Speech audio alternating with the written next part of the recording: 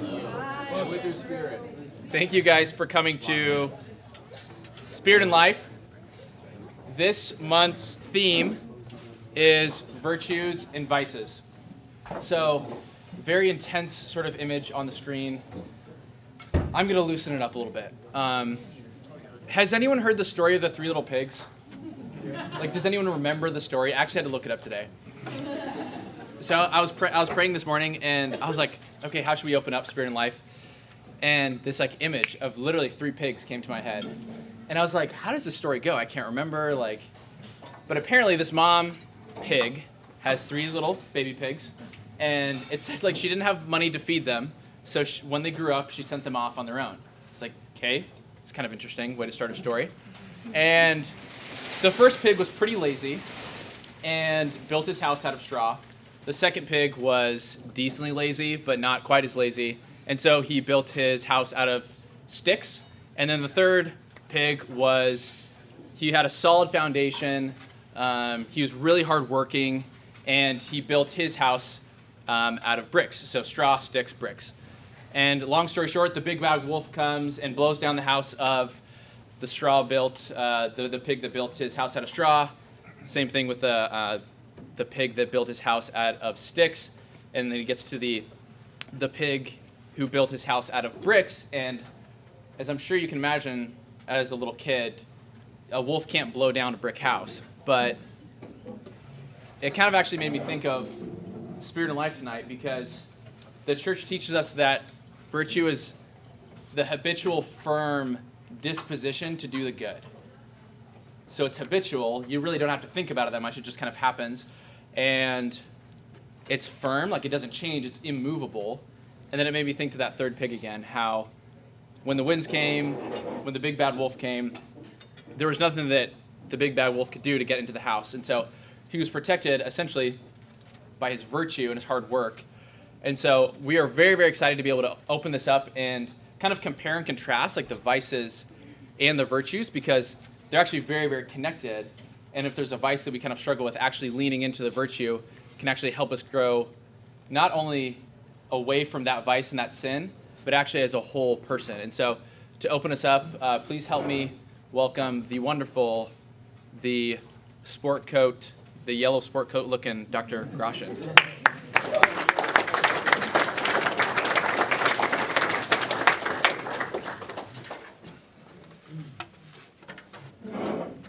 Okay, good evening, everyone. Thank you for being here. As always, Father, myself, and Andrew are happy to take questions at the conclusion of the night. The 7 capital sins are pride, covetousness, lust, anger, gluttony, envy, and sloth. Sin is bad. Avoid sin, and avoid these in first order, because we could term these foundational faults. They, in almost architectural self-construction, spawn and spin off of themselves new and ever newer vices that threaten both our sanity and our soul. Lord Jesus Christ, Son of the living God, have mercy on all of us sinners. May God indeed give us the grace to avoid sin. Avoid sin, avoid these sins, and if you might ask how on an intellectual level, I hope this talk, the form of which is insanely simple, just 3 parts: listing the sin, listing its opposite virtue, the medicine to the malady, if you will, with the third part being examples of both, will prove useful and helpful to you. Just 3 parts, because chocolate ice cream is best at 3 ingredients. And no amount of corn syrup and soy lecithin and blue 5 or yellow 6 or red 40 added in can ever be dialed down or back once the damage has been done. Disgust and confusion are cousins, if not twin sisters, separated at birth, and that which is displeasing to the palate often displeases the mind too. Keep it simple, and so we shall. Covetousness. Instead of coveting, live the virtue of liberality. Read St. Matthew's Gospel, chapter 19, and see where the young rich man, despite keeping the commandments, goes away sad because he cannot part with his earthly possessions. He covets. Would that he were like another parable, where a robbed man freely dispenses with all his earthly wealth, stunning the criminal into soon after returning the stolen goods, seeking instead the interior disposition that gave birth to such holy liberalism. But where and how can I get that? I understand it can't be bought, that it's priceless. Lust. Instead of lusting, live the virtue of chastity.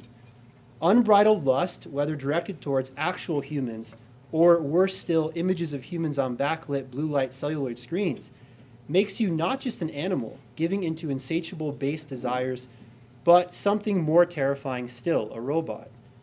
If you want to be controlled by your passions than others, give into and wallow in lust. For precisely because, as St. Thomas Aquinas says, lust darkens the mind. The lustful you will be easy prey for anyone willing to pull the Pavlovian strings that make you dance when they want. This is a far cry from the chaste person who finds not just sexual matters better, but all of life along with it. For a clear mind and peaceful soul pairs well with an appreciation of limits, boundaries there not to restrain us, but help us color within the lines. Anger. Instead of being angry, be meek. The virtue handy not just for inheriting the earth, as our blessed Lord promises in the Beatitudes, but common in its sense as well. Anger ruins everything. Go play the violin, but first get angry. Drink a coffee with anger. Pet that dog angrily. Ultimately, it destroys ourselves as well, sapping us of the tranquility necessary for creative genius and holiness. Gluttony. Instead of being gluttonous, practice the virtue of temperance. That Goldilocks golden mean that G.K. Chesterton drew inspiration from to quip, we thank God for beer by not drinking too much of it. Envy. Instead of being envious, show brotherly love. And understand this through the vehicle of gratitude. The grateful person, thankful to God for his own gifts, properly esteeming blessings to a full, thankful capacity, can then see the same in his fellow man.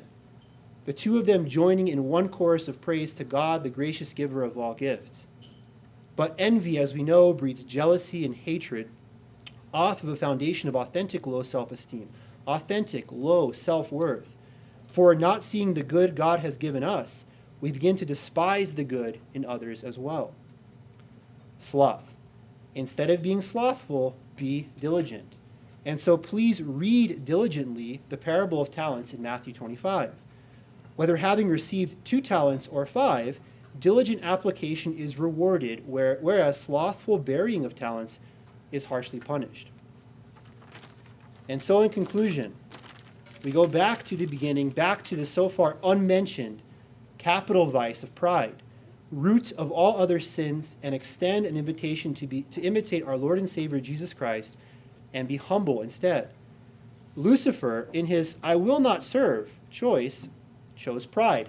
Adam and Eve chose pride. We, me and you, all of us, choose pride whenever and for whatever reason we choose lies over truth, sins over holiness, the vices over the virtues. Let us choose Christ instead, the God-man who did not disdain the lowliness, the humility of the manger or the humiliation of the cross, solely out of love, divine love for us. He is God. He did not have to be humble, but he was. And so if he, the King of the universe, is humble, what justification might we, poor, lowly creatures, invent not to be? Thank you.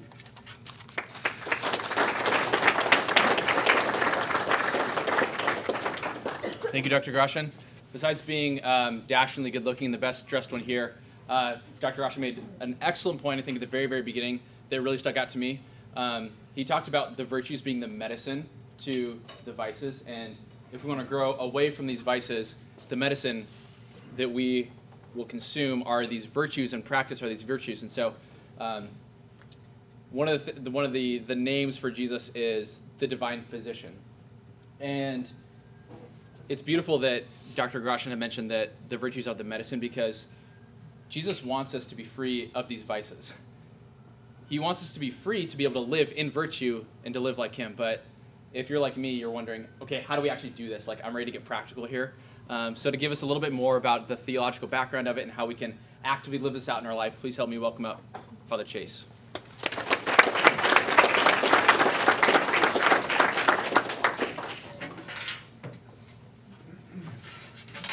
I'm going to actually try the microphone.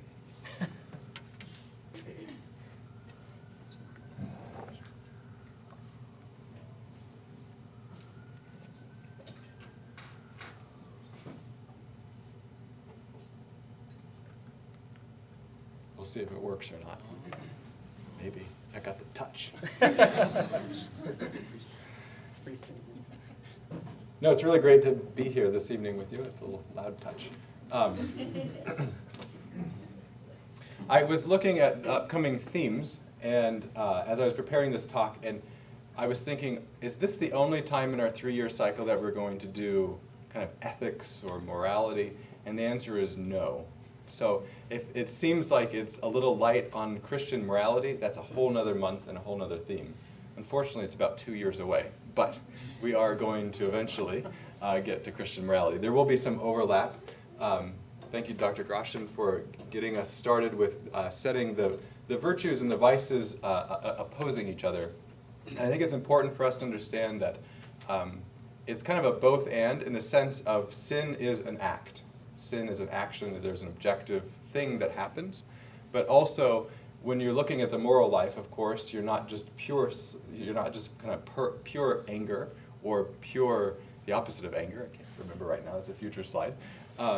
It's somewhere in between. So there's also the habit of developing a life that is growingly, increasingly virtuous. It's in heaven where we will be perfectly virtuous. So if you're sitting there thinking, my goodness, I have a fair share of those, or at least most days, I dabble in a number of them, it's okay. Life is a process of growing. So I'm going to, I actually, as I was going through this, it's a fairly straightforward topic, but there's actually a lot of resources online. It was quite easy to put together somewhat of a snazzy PowerPoint. So there's a few initial pictures, and then we're going to kind of dig into it. As always, I promise kind of a book reference and recommendation besides the catechism that I regularly refer to. Looks like this in its dense form. We also already have had mentioned St. Thomas. This is an introduction. Don't think this is all of St. Thomas's writings. It would be about this many, full of pages. But St. Thomas does a very good job of looking at these questions of the virtues and vices. But in particular, my recommendation, it's a dense book, but it's the standard for Christian ethics. It's by Pinkers, The Sources of Christian Ethics. So this will be the book I put on the website. This is, if you really want to sink your teeth into Catholic Christian ethics, this is the standard. It's used in schools of theology and et cetera. So this is this month's recommendation. But fair warning, it is dense.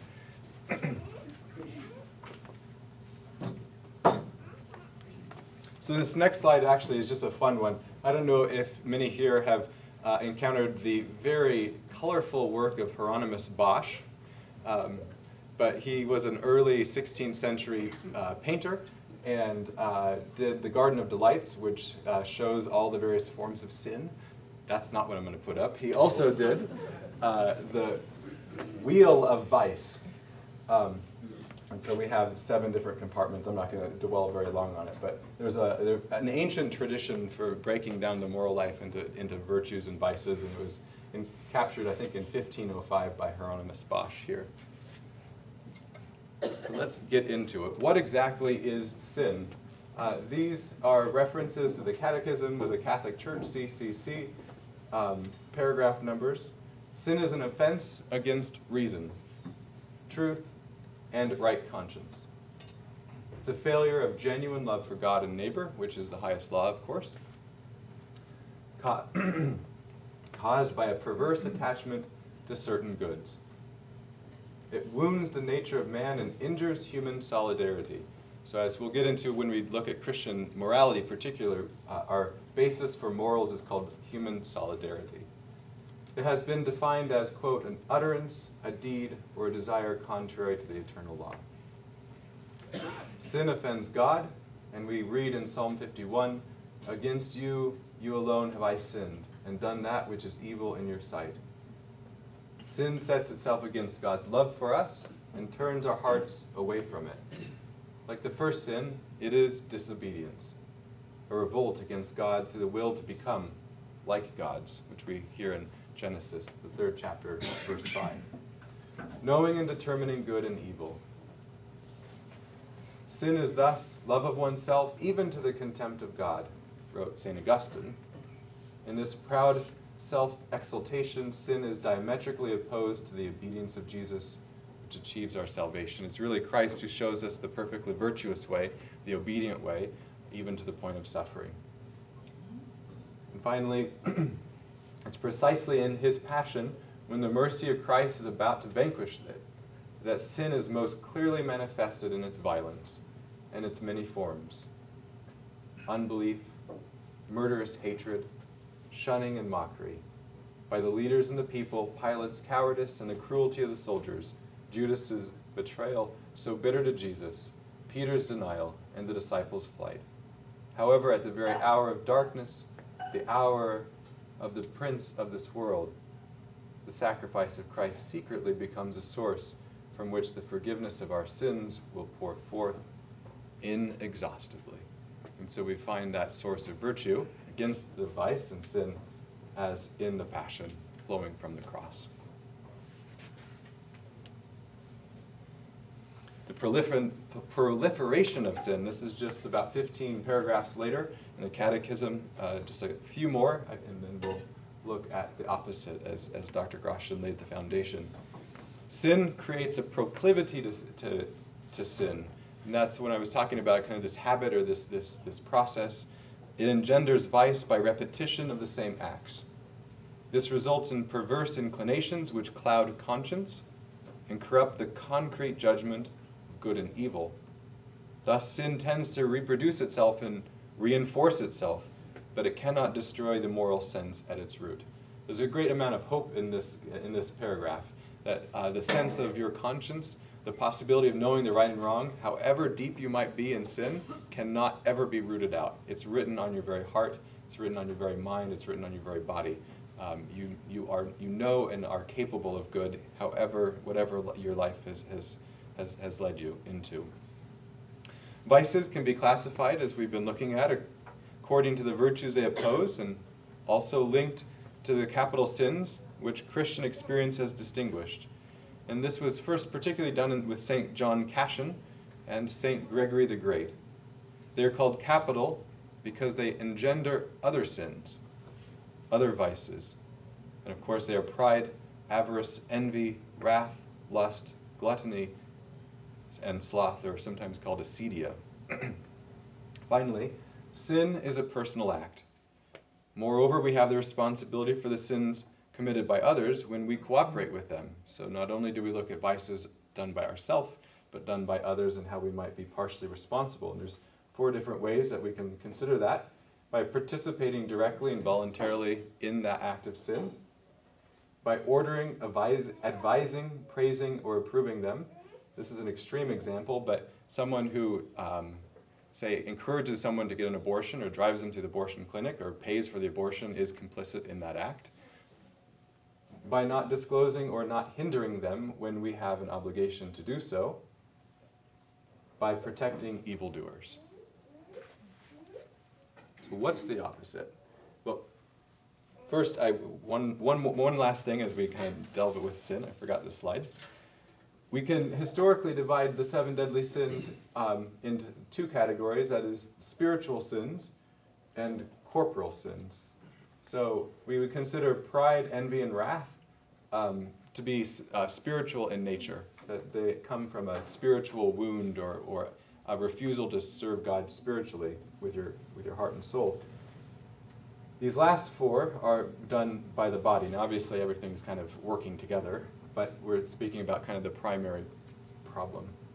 So acedia or sloth, avarice or cupidity, sometimes called greed, gluttony and lust, these are more body-oriented. It's a misuse of the body, misuse of the spirit. Okay, we have another picture. Again, the 7 deadly sins. Pride, which we call the root of all evil. It's an inflated state of being proud.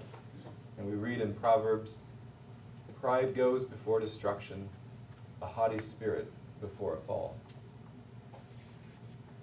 Envy, jealousy toward the happiness of others, wanting their happiness and blessedness to be yours.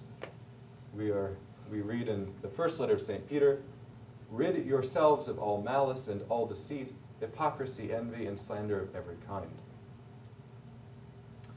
The sin of wrath or anger, which is a vengeful anger or indignation. Proverbs writes, "A gentle answer turns away wrath, but a harsh word stirs up anger." Laziness, sloth, or acedia, simply a lack of effort. We read again in Proverbs, "The way of the sluggard is blocked with thorns, but the path of the upright is a highway." The next sin is greed, which is a selfish desire to have more. From the letter to the Ephesians, "Having lost all sensitivity, they have given themselves over to sensuality, so as to indulge in every kind of impurity, with a continual lust for more." The next is gluttony, which is an excess in eating or drinking. Back to Proverbs, we hear warned, "For drunkards and gluttons become poor, and drowsiness clothes them in rags." And finally, lust, to have an intense desire or need. We hear in the Gospel of Matthew, "But I tell you that anyone who looks at a woman lustfully has already committed adultery with her in his heart."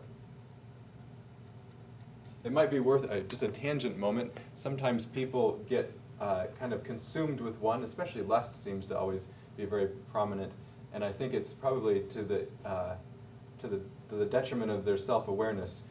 You'll notice they're equal pieces of the pie. There's not one that's particularly worse than another.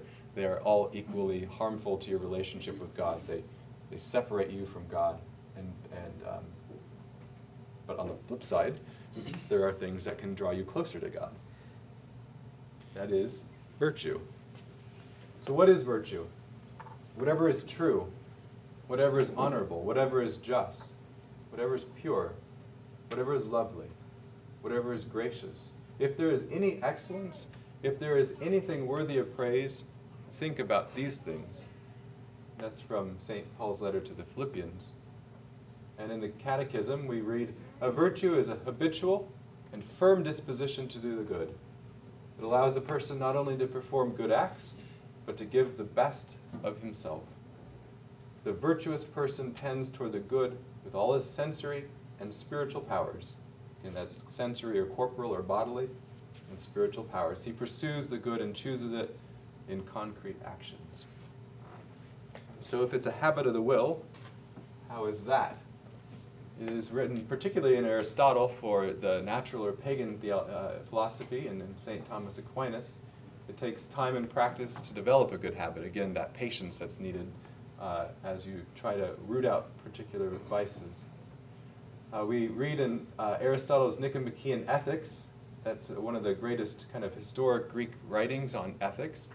"We become just by doing just acts, temperate by doing temperate acts, brave by doing brave acts," and so forth and so on.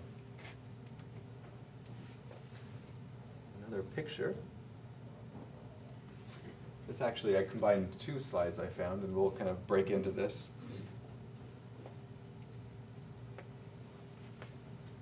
So, virtue and vice. Ward off 7 deadly sins with virtue. This is actually a card that I found on Catholic Company. You can buy it and hand it out in parishes, so we might have to order some. But so obviously the sin of pride, and these are things that Dr. Grosjean went over, is countered with humility. So pride essentially is loving and esteeming oneself above others and above God, the root of all other sin. Humility, selflessness, recognizing that skills, talents, and all good qualities are gifts from God. Lust, considering others as mere objects of sexual desire. Chastity, properly ordering physical appetites according to one's vocation. Envy, which is resenting others for their possessions or gifts, offset by kindness, wishing the best for others, brotherly love. Gluttony, consuming to an unhealthy excess, is countered by temperance, taking all things in moderation and to the point of goodness. Sloth, laziness, is denying God's will for the sake of comfort, avoiding either spiritual or physical work. It is offset by diligence, following God's will even if it means sacrificing comfort. Anger, acting hostilely or desiring revenge, is offset by meekness, acting with patience, mercy, and charity, even in conflict. Finally, greed, desiring material things to excess, placing too much importance on possessions, is offset by generosity, giving of time, talent, and gifts freely, realizing that no material thing is more important than God.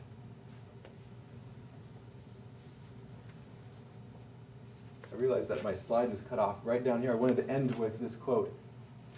It's on my computer, I can read it. It's the first side of St. Peter, "Be holy in all you do." What a great, simple, but very important reminder. Be holy in all you do. I'm not going to go over this. You can look at it in the background. It's kind of more or less the same thing. Yeah. So why don't we now take questions, I think. We normally do that.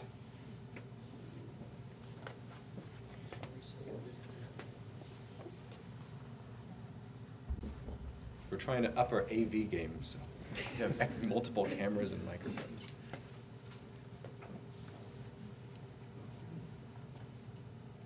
Lots of questions in the back. Ryan, you want to kick us off tonight? Yeah, I'll kick off with a rhetorical question. So it sure seems like Jesus was being wrathful when he went to the temple and he knocked over the money changers' tables and he pulled out a whip and he started whipping people. What's up with that? Was that right or wrong? That's a wrathful question. Yeah, I'm not sure that's rhetorical because it's a very good question, I think.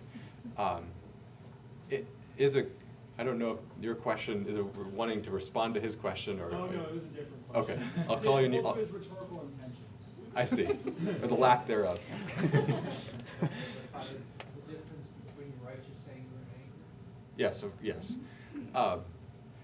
So one looks at in the action, moral actions, again, we kind of went through the virtue.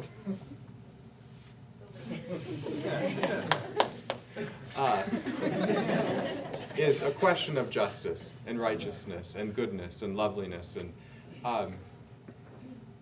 we must believe according to our faith, and it fits with everything else that we know and believe and teach about Christ, that anger was just, it was good, it was perfect, it was even lovely, because he was defending that which is true. So while we would use, maybe it's a linguistic problem. I mean, we call it anger. I'm not suggesting we need to find a different word.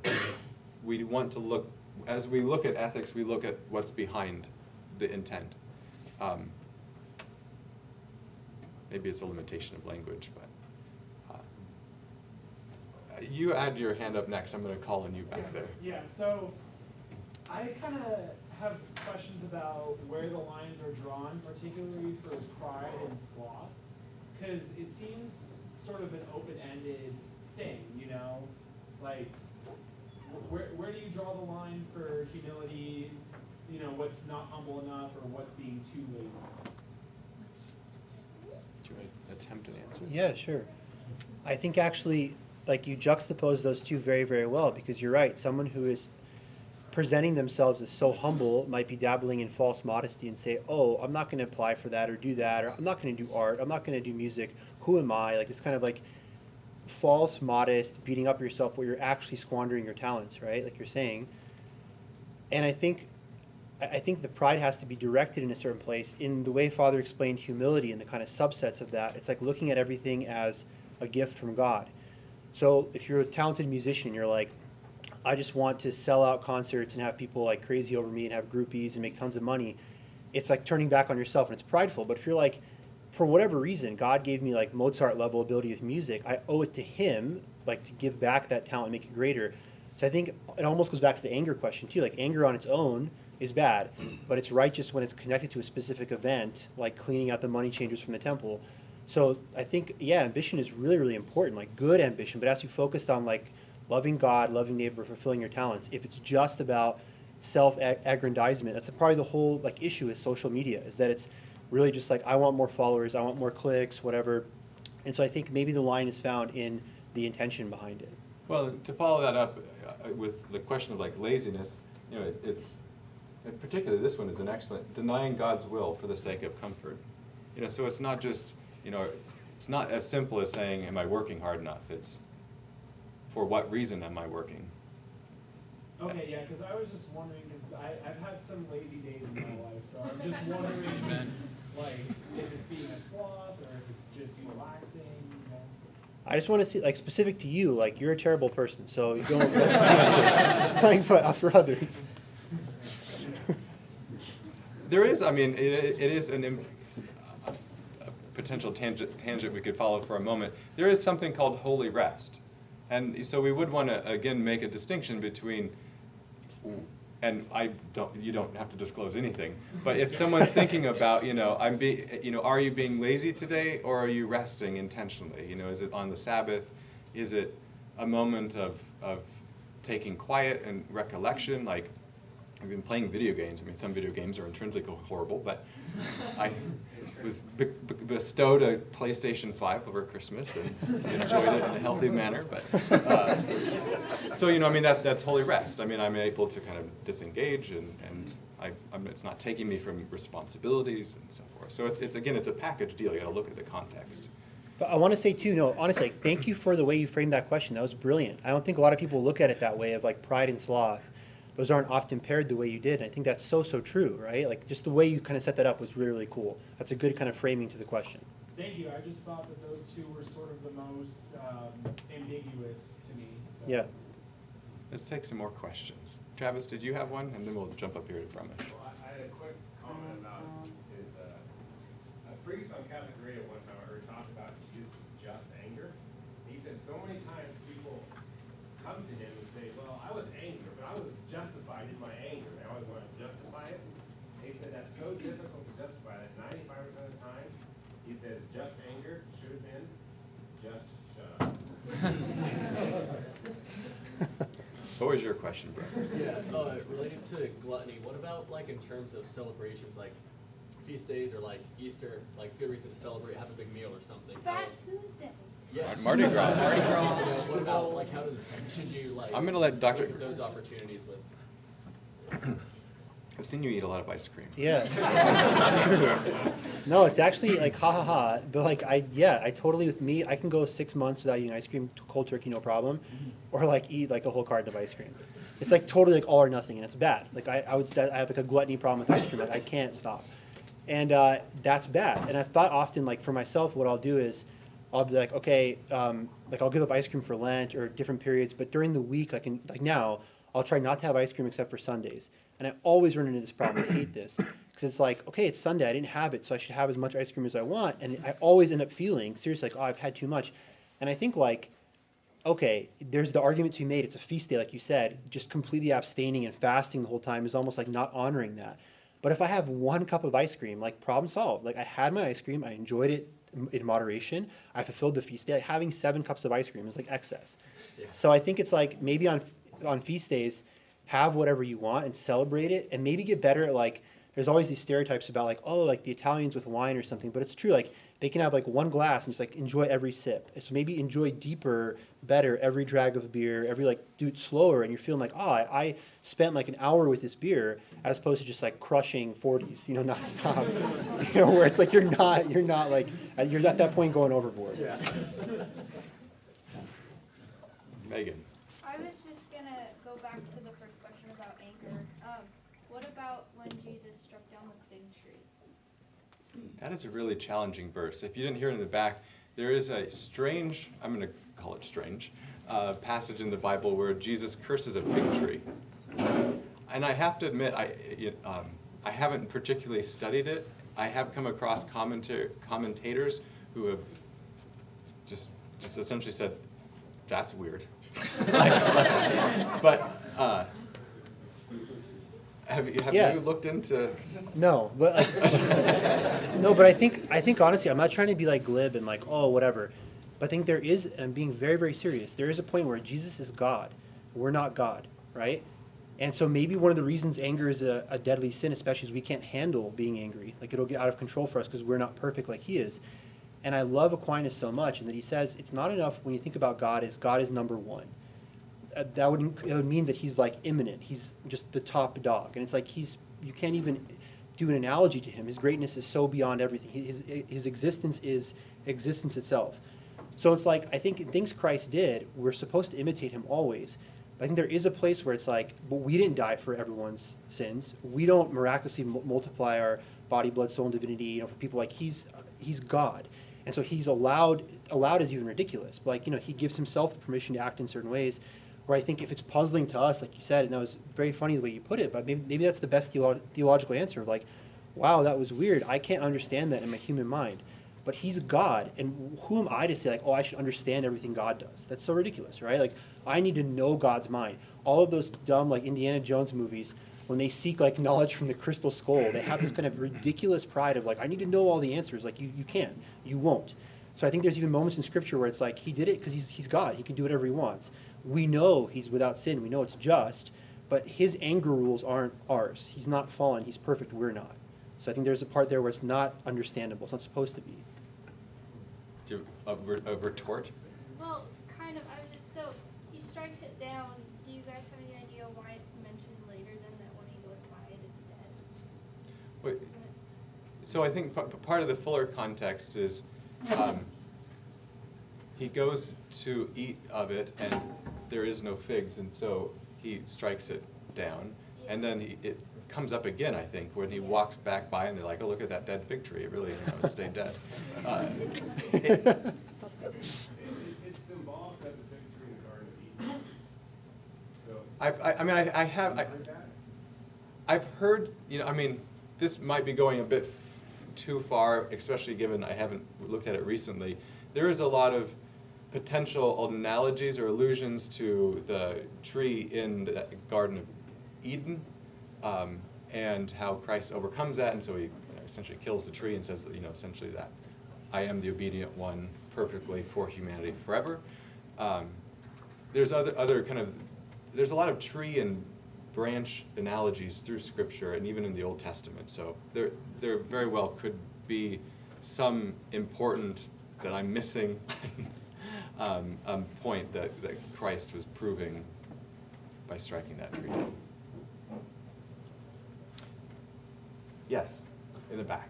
The big tree comes up twice.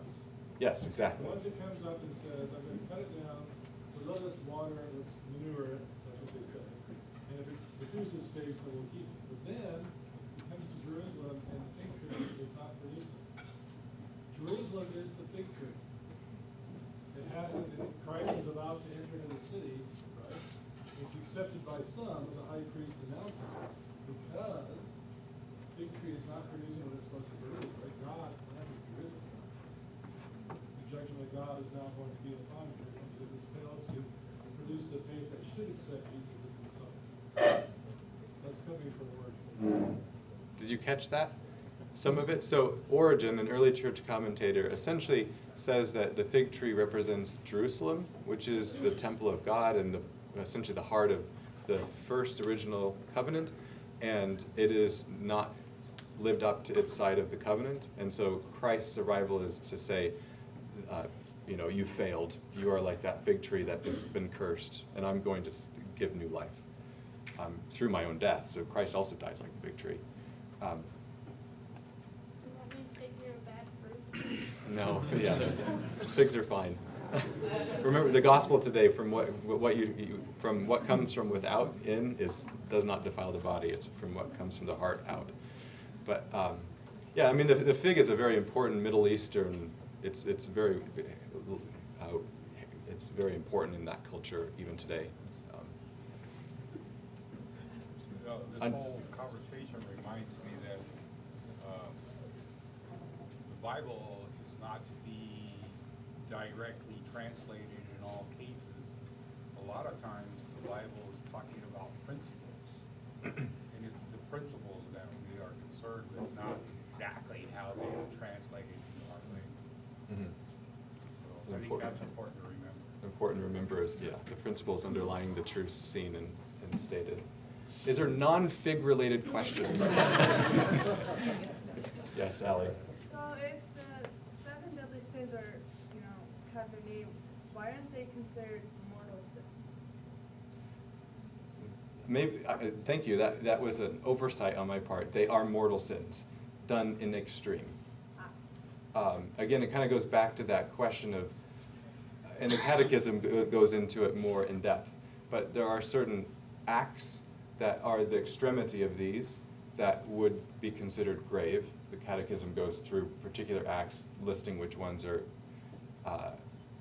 grave or intrinsically evil, and if those acts are done, then they are considered a mortal sin. That's pushing a bit more into moral Christian morality or moral theology, and again, 2 years from now we'll dig into that. But yeah, so these in the extreme would be mortal sins. Dylan. So I've always wondered what the relationship between these corresponding virtues are to the seven and the cardinal and the theological. You know, like faith, hope, charity, prudence. Well, I cut it short. There's actually the next slide. He's not a plant, I swear. Not even a fig plant. Yeah, I mean, I think that's a very interesting, and part of the reason I left it out is I couldn't immediately find a direct correlation between the opposing virtues to the vices that were traditionally listed and what are considered the seven holy virtues. So you have the three spiritual ones, faith, hope, and charity, and then you have the four cardinal. Pagan is another word for natural, meaning these, so prudence, temperance, fortitude, and justice. When you speak about theological or spiritual, these are only possible as a gift from God through grace, when you dispose yourself to receive grace. And so faith is a gift of God, hope is a gift of God, charity is a gift. It's something you can only receive from God. You cannot produce this by your might, however you try. Cardinal virtues are something that you can come to naturally. And so the Greeks would have held these up as something that you can, by your own natural reasoning, without the help of any supernatural grace, get to these. And that's prudence again, temperance, fortitude, and justice. But they just don't directly correlate to the seven deadly sins. So, but bonus. Mr. Meyer, did you have a question?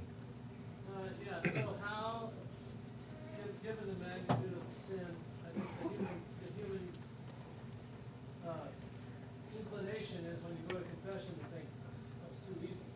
And you come out of confession sometimes thinking, how could I possibly be off the hook for such, going semi-pro in some of these areas? How would you counsel younger folks, I mean, many of us got a lot of decades behind us, but how would you counsel younger folks on confession and handling that sort of feeling like, how could I possibly be let go of this? You know what I mean? Yeah, I mean, I know what you mean, and it's an excellent question. Just to recap, he was sharing that there are times in which you might go to confession and it just seems too easy, or I'll put different words in your mouth, that it's too good to be true. The most important point is that God's mercy is radically free. None of us deserves it, and there it is. It is, except that it is true, it seems too good to be true. There's nothing any of us could ever do to deserve his mercy, and it's infinite and perfect.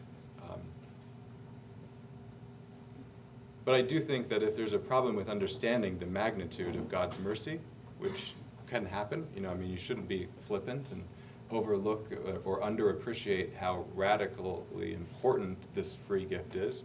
I'd recommend doing a longer examination of conscience before you go to confession, making sure that you really are thorough in what you're mentioning, and then taking time afterwards. Don't just run out the door and on your way to Dairy Queen. Kneel down and praise God for what he's radically done for you, which you do not deserve, but have so infinitely been blessed by. I think too, if you really feel like I cannot be forgiven, that's the sin of pride. So automatically you're sinning after absolution by saying that I'm so bad, and there is a pride there of God forgave me too easy. I'm not a villain enough. I want to be more of a Bond villain for God to have to work hard. It can't be that simple. No, you don't understand. One confession's not good enough for me. I'm so bad. That kind of, and there's a real pride to that, I think.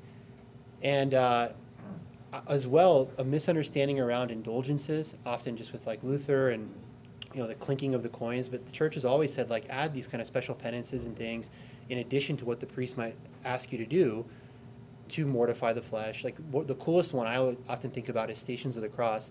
I know that John Paul II would do it daily during Lent, and he said the reason he did that was the way that people who couldn't actually make pilgrimages to these holy sites to do it could do it in their own house. Like, that's a really, really cool indulgence, a thing you can do. I think if you do a Stations of the Cross devoutly in a Friday in Lent, it's a plenary indulgence. So I do all those things, and like that to me, if you're struggling with that feeling of like, how can I overcome all these habitual sins I have? Just the self-loathing and the disbelief of like, it can't be that easy for God to forgive me is pride. But the proper way that can be directed is like, okay, so I am a pretty bad sinner in this. I'm going to commit to like a daily rosary or daily Stations of the Cross and force myself to like train better to be, more spiritually holy. And maybe you can overcome it in that way. Why don't we leave it there?